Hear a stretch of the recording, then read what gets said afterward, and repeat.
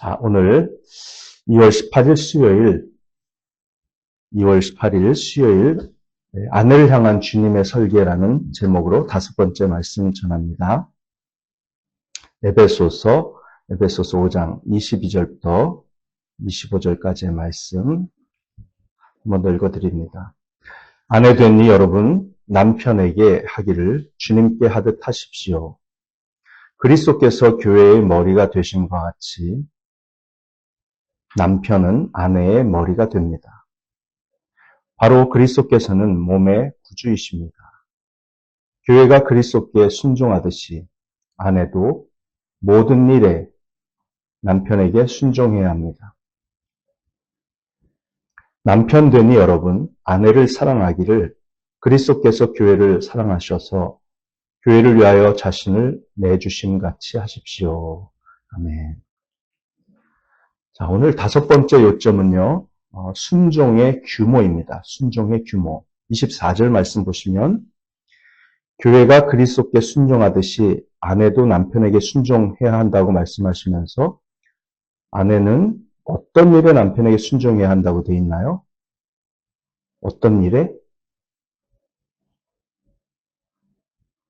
모든 일에죠. 모든 일에. 여기서 순종의 규모가 드러납니다. 어디까지 순종해야 할까요? 모든 일에라고 되어 있습니다. 모든 일에. 이것이 하나님의 뜻입니다.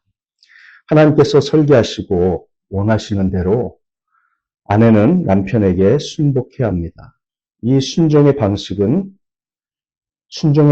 주님께 하듯이고요. 순종의 방식은 주님께 하듯이. 순종의 동기는 하나님이 남편을 아내의 머리로 삼으신 창조 질서의 설계 때문입니다. 그리고 순종의 본보기는 교회가 우리의 주님 예수 그리스도께 하듯이, 순종하듯이 하는 것이죠. 그것이 바로 순종의 본보기입니다. 그리고 그 순종의 범위는 모든 일에 있습니다. 이것이 하나님의 설계입니다. 그렇다면 그 순종의 구체적인 삶의 모습과 또 나타나야 할 순종의 양상은 어떤 영역에서 어떤 방식으로 나타나야 할 것인가, 그것을 다뤄야 되겠죠. 그 순복의 성격이나 본질은 무엇일까요? 어떤 모습일까요? 그에 대한 가장 좋은 답은 신약성경 디도서로 넘어가야 저희들이 정확하게 알 수 있습니다. 디도서 2장을 한번 보시겠습니다. 우리는 디도서 2장과 더불어서 사도 바울이 디모데에게 쓴 그 개인적인 목회서신에서도 비슷한 내용을 살펴볼 것입니다. 이것은 너무나도 중요한 가르침입니다. 디도서 2장 3절부터 5절을 주목해 주십시오. 제가 읽어드립니다. 디도서 2장 3절부터 5절. 이와 같이 나이 많은 여자들도 행실이 거룩하고 헐뜯지 아니하고 과도한 술의 노예가 아니고 좋은 것을 가르치는 사람이 되게 하십시오. 그리하여 그들이 젊은 여자들을 훈련시켜서 남편과 자녀를 사랑하고 신중하고 순결하고 집안 살림을 잘하고 어질고 남편에게 순종하는 사람이 되게 해야 할 것입니다. 그래야 하나님의 말씀이 비방을 받지 않을 것입니다. 아멘. 자, 이것은 교회의 나이 많은 여성 신자들에게 주시는 매우 구체적인 지침입니다. 나이 많은 여성 신자들은 행실이 거룩해야 하고 남을 헐뜯지 않아야 하고 즉 과도한 포도주의 노예가 되어서도 안 되고 좋은 것을 가르치는 사람이 되어야 합니다. 그런데 여기서 집중해야 할 핵심은 나이 많은 여자 성도들이 교회 안에서 이 좋은 것, 선한 것을 가르치는 역할인 것이죠.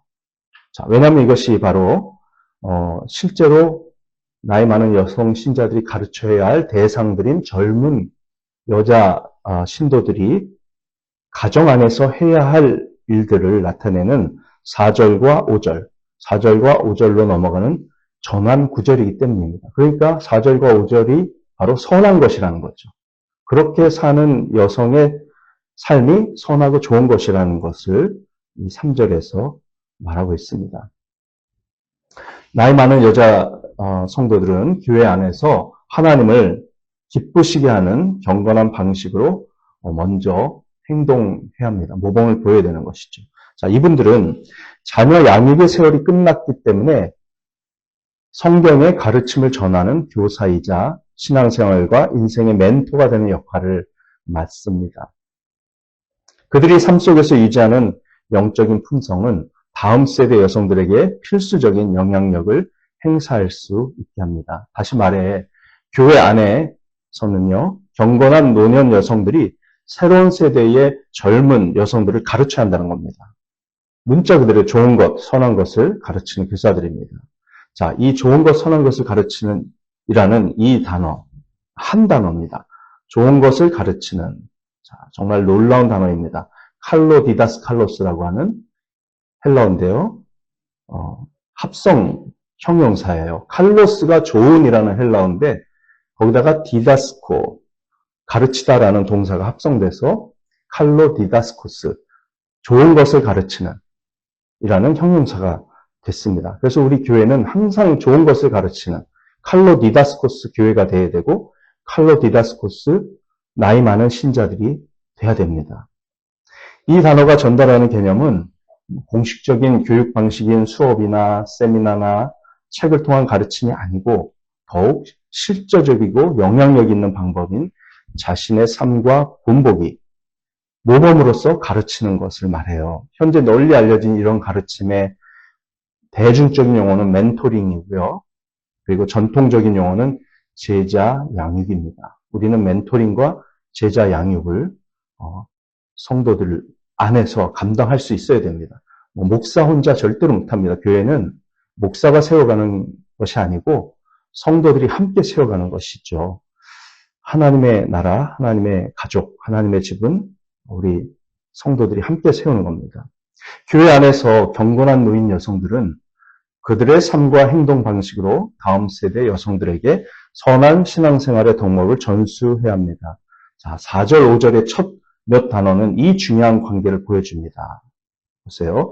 그리하여 그들이 누구죠? 나이 많은 여성 신자들이 젊은 여성 신자들을 훈련시켜서 남편과 자녀를 사랑하고 남편에게 순종하는 사람이 되게 해야 할 것입니다. 라고 요약할 수 있겠습니다. 자, 여기서 훈련시켜서라고 번역된 단어, 소프로미조라고 하는 단어인데요. 이 단어가 바로 여성 신자들, 나이 많은 여성 신자들, 즉 우리 교회에서 이제 곧 임직을 하게 될 권사님 같은 분들이 해야 할 역할입니다. 그들이 젊은 여자들을 권면해야 하고 다른 말로 하면 훈계하고 가르칠 수 있어야 합니다. 자, 이 소프로니조라고 하는 훈련시키다라고 번역된 이 단어는 깊은 의미를 지녀요. 이 단어는 독특해서 여러 가지 뜻을 가지는데요. 소프로니조는 문자 그대로 self control, 즉 자기 통제를 훈련시킨다라는 뜻입니다. 자기 통제를 훈련시킨다. 어떤 학자들은요, 누군가를 안정시키고 삶을 견고하게 세우는데 도움이 되도록 지도한다 라고 해석하기도 합니다. 종합적으로 이 단어는 누군가에게 자기 통제, 자기 절제, 분별력, 신중함 등을 가르치고 훈련시킨다는 의미입니다. 이것이 바로 나이 많은 여성 신자들이, 경건한 신자들이 젊은 여성 신자들에게 해 주어야 할 역할이라는 거예요. 그래서 참 중대한 책임을 지고 있는 것이죠. 젊은 여성들을 가르쳐서 세속의 가치관에 마음을 빼앗기지 못하게 하고 생활 속에서 다양한 덕목의 균형을 잡게 하며 그들의 신앙생활과 가정생활이 안정되게 해서 분별력과 신중함과 셀프 컨트롤을 가진 아내와 엄마가 되도록 해야 한다는 것입니다. 자, 이러한 가르침은 저희 교회가 권사 직분을 세우는 목적과 정확하게 일치합니다. 4절, 5절을 다 읽어보면 나이 많은 여성 신자들이 교회 내의 젊은 여성들을 훈련시켜야 할 가정 내에서의 덕목이 명확해집니다. 4절. 그리하여 그들이 젊은 여자들을 훈련시켜서 남편과 자녀를 사랑하고 신중하고 순결하고 집안 살림을 잘하고 어질고 남편에게 순종하는 사람이 되게 해야 할 것입니다. 그래야 하나님의 말씀이 비방을 받지 않을 것입니다. 네, 이겁니다. 네. 사도 바울이 디모데 목사에게 보낸 목회 서신에도 이런 소프로니조의 사명, 즉 젊은 여성 신자들에게 자기 통제를 훈련시킨다라는 그런 내용이 나와 있어요. 이 단어의 어근 형태 중 하나가 디모데전서 2장 9절과 15절에서 사용됐습니다. 디모데전서 2장 9절과 15절, 거기는 정숙하게라고 번역되었습니다. 제가 읽어드릴게요. 이와 같이 여자들도 소박하고 정숙하게 단정한 옷차림으로 몸을 꾸미기 바랍니다. 머리를 어지럽게 꾸미거나 금붙이나 진주나 값비싼 옷으로 치장하지 말고 하나님을 공경하는 여자에게 어울리게 착한 행실로 치장하기를 바랍니다. 디모데전서 2장 15절입니다. 그러나 여자가 믿음과 사랑과 거룩함을 지니고 정숙하게 살면 아이를 낳는 일로 구원을 얻을 것입니다. 여러분 이 성경 구절 읽으면서 굉장히 해석이 어렵고 궁금해졌던 기억이 나시죠? 여자는 아이를 낳는 일로 구원을 얻는다. 이게 무슨 뜻일까라는 것이죠. 조금 이따가 제가 설명드리겠습니다. 자, 젊은 여성 신자들에게는 분별력, 겸손, 절제를 가르쳐야 합니다. 그들이 절제하도록 훈련시키는 것이 필요하죠. 이제 그러면 젊은 여자들이라고 할 때 어떤 연령대를 가리킬까요? 간단히 말하면 아직 아이를 낳을 수 있고 아이를 키우는 과정에 있는 사람들, 그리고 자녀가 아직 자신의 보살핌 아래에 있는 젊은 엄마들입니다. 이 젊은 여성들의 개념과 그들이 누구인지 더 자세히 살펴보려면 디모데전서 5장으로 넘어가야 해요. 자, 이 연구가 너무 중요하기 때문에 가능한 한 제가 폭넓게 다루려고 합니다. 디모데전서 5장 9절부터 15절은 성경에서 매우 중요한 부분입니다. 디모데전서 5장 9절부터 15절. 자, 제가 강조하고 있는 요점에 매우 잘 적용되는 말씀이에요. 디모데전서 5장 9절 읽어드립니다. 과부로 명부에 올릴 리는 60살이 덜 되어서는 안 되고 한 남편의 아내였던 사람이라야 합니다.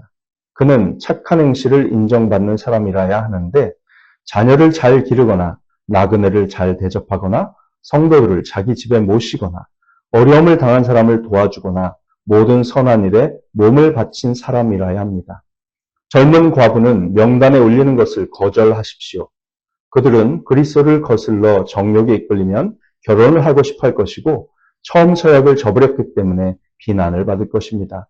또한 그들은 이 집 저 집 돌아다니면서 빈둥거리는 것을 익힐 것입니다. 더욱이 그들은 빈둥거릴 뿐만 아니라 수다를 떨고 남의 일에 참견하고 해서는 안 되는 말을 할 것입니다.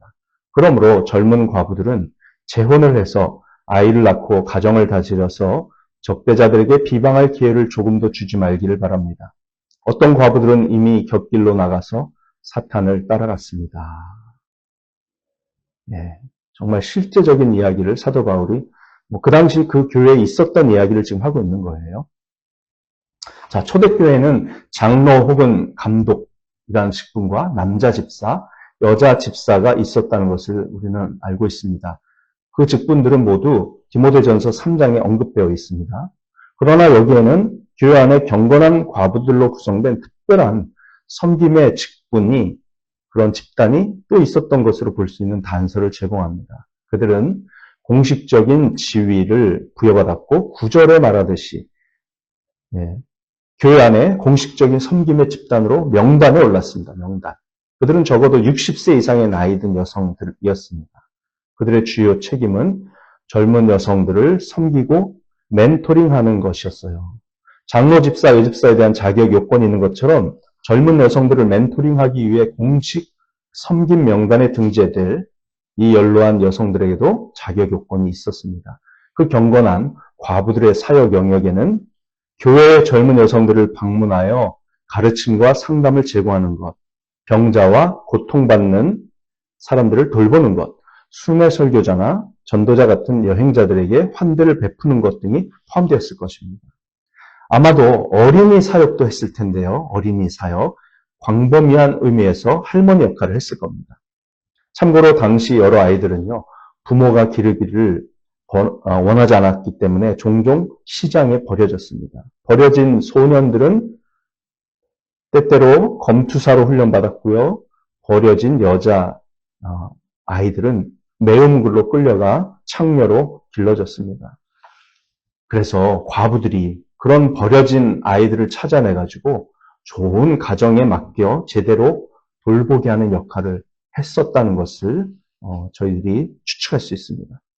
참고로 오늘날 교회도 이런 것들을 인식하고 같은 관심사를 가진 경건한 과부 그룹을 갖는다면 젊은 여성들에게 큰 유익이 될 것이고 또 교회가 세상에서 선한 일을 한다는 것을 널리 알 수 있는 그런 전도의 기회도 될 거라고 믿습니다. 하나님은 그런 과부들이 교회에서 은퇴하지 않고 적극적으로 활동하기를 원하십니다. 교회의 영적 풍성함과 거룩함과 경건한 가정의 전통은 한 세대에서 다음 세대로 이어져야 하지. 그리고 이러한 사명을 수행하기에 60세가 넘은 경건한 과부들보다 더 적합한 분들은 없습니다.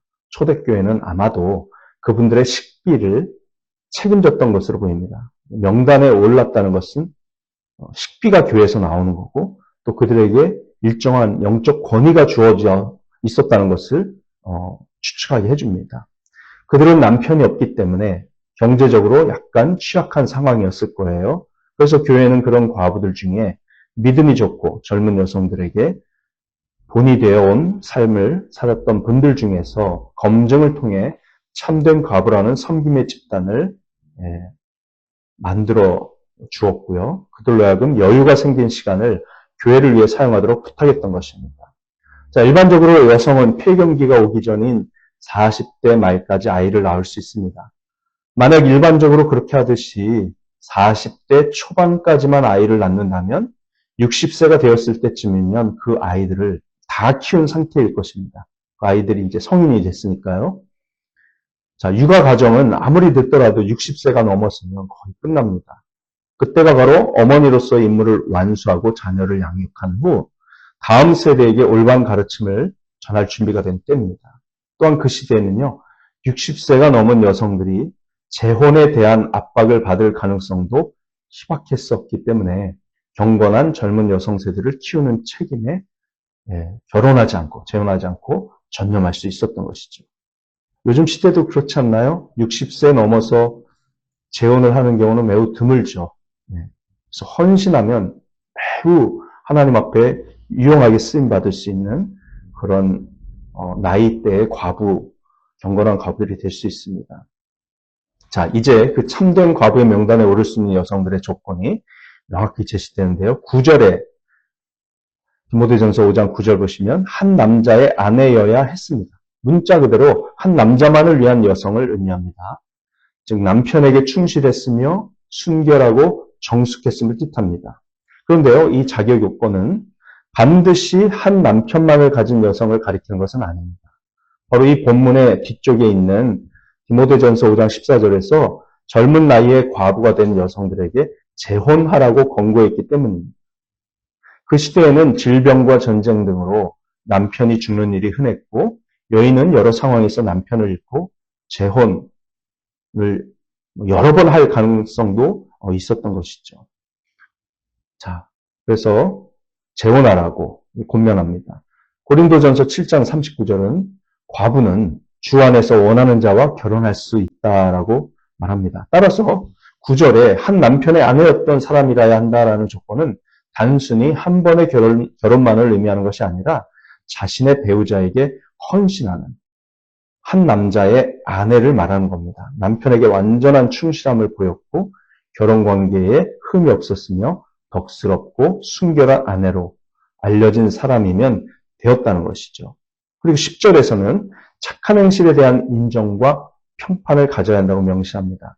그리고 착한 행실을 내용을 구체적으로 정의하죠. 자녀를 잘 기르거나 나그네를 잘 대접하거나 성도들을 자기 집에 모시거나 어려움을 당한 사람을 도와주거나 모든 선한 일에 몸을 바친 사람이라야 했습니다. 자, 이러한 조건들은 교회에서 공식 명단에 오르고 교사로 세워질 만큼 덕이 뛰어난 여인을 의미합니다. 어저께 그저께 살펴본 잠언 31장에 나오는 내용과 매우 유사한 5가지 구체적인 사항입니다. 첫째, 자녀를 양육한 경험이 있어야 해요. 경건한 어머니였어야 합니다. 자신이 어머니가 되지 못했는데 어떻게 한 세대의 어머니들을 가르칠 수 있겠습니까? 자녀가 없었어도 교회 안에서 어린이 주일학교 교사, 중고등부 교사 등으로 섬기며 인정을 받았다면 한 여성의 자녀 양육의 능력을 훌륭하게 평가할 수 있겠죠. 두 번째, 그녀는 환대하는 마음을 가져야 합니다. 주 안에서 낯선 이들을 맞아들이고 선교사나 순회 전도자, 설교자 등을 집으로 초대해야 합니다. 그녀는 열린 삶, 열린 집, 열린 마음을 가져야 합니다. 셋째, 10절에 따르면 그녀는 성도들의 발을 씻겨준 것으로도 알려져야 합니다. 즉, 겸손해야 합니다. 당시의 모든 길은 건조해서 먼지투성이거나 아니면 습한 날씨 때문에 진흙진창이거나 했었기 때문에요. 사람들은 집에 들어갈 때마다 발을 씻어야 했어요. 그 당시는 요즘에 조리 같은 걸 신고 다녔죠. 샌들. 그래서 당시 그리스도인 안주인은 몸을 굽혀서 가장 낮은 섬김의 형태로서 사람들의 발을 씻겨주는 것이 일반적인 문화였습니다. 네 번째, 그녀는 이기적이지 않아야 하며 고통받는 자들을 도왔다는 사실로 이를 증명해야 합니다. 고통받는 자들을 위로했던 경험이 있어야 되고요. 다섯째, 그녀는 자신의 시간이 아닌 타인의 시간을 위해서 헌신하고 모든 선한 일에 전념하는 사람이어야 했습니다. 친절해야 했습니다. 사도행전 9장에 나오는 도르가처럼 옷이 없는 사람들을 위해 옷을 만들어주는 것과 같은 그런 종류의 친절함이죠. 자, 이제 이러한 덕목을 실천하는 여인이 나이 많은 여성 신자들이 선한 것들의 교사가 됩니다. 바로 이런 여인이 젊은 여성들을 가르칠 수 있는 자질입니다. 디모데전서 5장 11절을 보십시오. 5장 11절. 젊은 과부는 명단에 올리는 것을 거절하십시오. 그들은 그리스도를 거슬러 정욕에 이끌리면 결혼을 하고 싶어 할 것이고 처음 서약을 저버렸기 때문에 비난을 받을 것입니다. 자, 이 말씀은 다음과 같은 상황을 상정한 교훈이에요. 실제 있었던 사건들인 거죠. 그 교회에서는. 한 젊은 그리스도인 여성이 남편을 잃었습니다. 아마 그 젊은 과부는 30대에서 50 초반이라고 봐야겠죠. 남편, 그 자녀들도 모두 이제 성인이 됐습니다. 결혼 일찍 하면 30대 후반에도 과부 될 수 있잖아요. 자녀들은 다 성인이 되고. 그죠? 그 여성은 끔찍한 상실의 고통을 느낍니다. 그 상실과 모든 슬픔 속에서 자신의 남편처럼 훌륭한 남자는 다시 없을 거라는 생각에 그녀는 성도들과 목사에게 이렇게 말합니다. 저는 남은 생애를 그리스도께 바치겠습니다. 절대 결혼하지 않을 겁니다. 내 남편을 따라올 사람은 아무도 없어요. 저는 남은 생애를 그리스도께 드리겠습니다. 저를 제발 교회의 과부 명단에 올려주셔서 남은 생애를 제가 식비 걱정하지 않고 교회를 위해서 섬기는 사람이 되게 해주십시오. 그러나 바울은 그런 젊은 과부를 명단에 올리지 말라고 합니다. 왜냐하면 옛날에 올렸었는데 불미스러운 일들이 자꾸 생겼던 것이죠. 그 불미스러운 내용이 그 뒤에 나옵니다. 그들이 지극히 정상적인 성적 충동을 느끼거나 남편과 함께 지내는 안정적인 삶을 다시금 바라게 될 때 그리스도께 했던 서약을 깨고 그리스도를 거스르게 될 것이기 때문입니다. 라는 겁니다. 그들이 정욕에 이끌리면 그렇게 될 것이라고 바울은 경고해요. 정욕에 이끌린다. 이 표현은 성경에서 유일하게 이곳에만 사용된 단어예요. 이 단어는 멍에서 벗어나려는 소의 모습을 그리는 단어입니다. 그 젊은 과부는 한때 자신의 남은 생애를 하나님과 교회를 위해 바치고 싶어 했지만 이제 좋은 남편감이 눈앞에 보이게 되었기 때문에 자신이 한 서약과 교회에서의 사역이 스스로에게 벗어날 수 없는 멍에와 짐을 지은 것 같이 느껴져서 괴로워할 것이라는 겁니다. 그 젊은 과부는 그런 상황에서 교회의 규칙이나 성도들의 시선 모두를 짐스럽게 느낄 것이고 불만을 품을 것입니다. 성급한 서약을 한 것을 후회하면서 서약을 깨고 벗어나려는 과부의 모습을 그 단어로 표현했어요. 그러면 그녀는 서약 자체를 원망할 뿐만 아니라 좌절감으로 인해 예수님에게까지 분노할 수도 있습니다. 참으로 비극적인 일이죠. 그러므로 그런 가능성이 있기 때문에 젊은 과부는 아무리 그녀가 간절히 원하더라도 나이가 60세가 되기 전까지는 명단에 올려서는 안 된다고 권면하고 있는 겁니다. 두 번째, 13절의 내용 때문에 그녀를 명단에 올리지 말아야 합니다. 13절. 또한 그들은 이 집 저 집 돌아다니면서 빈둥거리는 것을 익힐 것입니다. 더욱이 그들은 빈둥거릴 뿐만 아니라 수다를 떨고 남의 일에 참견하고 해서는 안 되는 말을 할 것입니다. 자, 이 내용은 당시 과부들이 어떤 일을 했는지 보여줍니다. 그 과부들은 집집마다 다 돌아다니면서 젊은 여성 신자들을 멘토링하고 가르치고 할머니 역할을 하면서 지도했습니다. 그러나 젊은 과부가 그렇게 할 때 원래 목적은 좋았지만 시간이 지날수록 그것은 게으름으로 변질되어서 그냥 어슬렁거리는 것이 되었습니다. 처음에는 가르치고 조언하려는 마음에서 비롯됐을지도 모릅니다. 그러나 나이 같은 여성들의 성숙함과는 달리 지혜 없이 돌아다니던 그 젊은 과부는 단지 정말 뜨거운 소문, 가십거리를 모으고 있었을 뿐입니다. 그 젊은 과부가 듣게 된 내용들은 사람들의 삶과 가정에 관한 퍼뜨릴 필요가 없는 많은 개인 정보들이었지만 그걸 말하면 안 된다는 그런 분별력이 없었던, 지혜가 없었던 이 젊은 과부들 때문에 문제가 됐던 겁니다. 원래는 주님께 대한 굳건한 헌신이었지만 이제는 기껏해야 사교 모임이 되거나 아니면 수다의 기회가 되고 말았던 것이죠. 이미 그런 자들이 생겨났었다는 거예요. 그리고 젊은 과부들이면 앞으로도 그럴 가능성이 크니 그들을 명단에 올리지 말라고 바울이 권면합니다. 또, 자, 이제는 젊은 과부들에게 바울이 바라던 것은 무엇입니까? 14절. 그러므로 젊은 과부들은 재혼을 해서 아이를 낳고 가정을 가져서 적대자들에게 비방할 기회를 조금도 주지 말기를 바랍니다. 어떤 과부들은 이미 곁길로 나가서 사탄을 따라갔습니다. 네. 강한 욕망에 시달리지 않도록 젊은 과부들은 재혼해야 합니다. 빈둥거리는 시간을 보내지 않도록 재혼해야 합니다. 할 수 있으면 또 자녀를 낳아야 합니다. 그것이 대부분의 여성에게 주어진 하나님의 목적입니다. 남편을 잃었다고 해서 그 목적이 바뀌는 것은 아니고 또 재혼해서 아이를 낳고 기르는 것이 하나님께서 주신 사명이라는 거죠. 네, 그런 목적이 바뀔 리가 없습니다.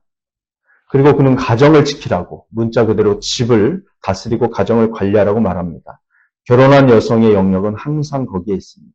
남편은 돈과 자원을 마련해서 집으로 가져오고요. 아내는 그 자원을 관리하고 분배하며 사랑하는 가족을 위해 사용하는 것이죠. 자, 이제 다시 디도서 2장으로 돌아갑니다. 디도서 2장으로 돌아가서 이 경건한 과부들, 나이가 많은 여성 신자들이 실제로 무엇을 가르치는지 간단하게 살펴보고 자세한 것은 내일 다루도록 하겠습니다. 디도서 2장 4절 5절입니다.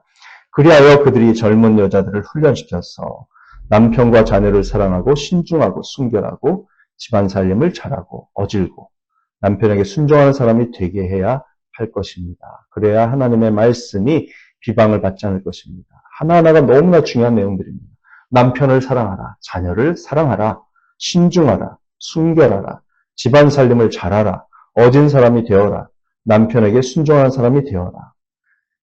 나이 많은 여성 신자들이 젊은 여성 신자들에게 그렇게 가르치고 멘토링하고 본을 보여주면 젊은 여성 신자들의 가정이 어떻게 되겠습니까? 아름다운 가정이 될 것입니다. 그렇게 변화되면 믿지 않는 남편들이 자신 아내들을 그렇게 180도로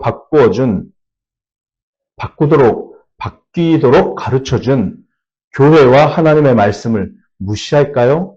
오히려 인정하고 좋아하게 될 것입니다. 그러면 가족 구원이 훨씬 쉬워지는 것입니다. 이 내용들이 너무 중요하기 때문에 내일 새벽에 이어서 자세히 전하도록 하겠습니다. 기도드립니다. 하나님 감사합니다. 오늘도 저희들에게 구체적인 말씀 가르쳐 주셔서 저희들로 하여금 소망을 갖게 하시고 우리 교회 성도들 한 사람 한 사람 가정을 생각하며 기도할 수 있는 은혜 주시니 감사합니다. 권사들의 역할의 기준, 또 교회에서 앞으로 세워질 경건한 과부 집단이 감당해야 될 중요한 사명 알려주셨사오니 저희 교회에서도 순종하여 큰 유익을 얻고 열매 맺도록 축복해 주시옵소서. 기도할 때 승리케 하실 줄 믿고 예수님의 이름으로 기도합니다. 아멘. 네, 사랑하고 축복합니다. 오늘도 복된 하루 되시고요. 기도로 승리하는 시간 갖겠습니다.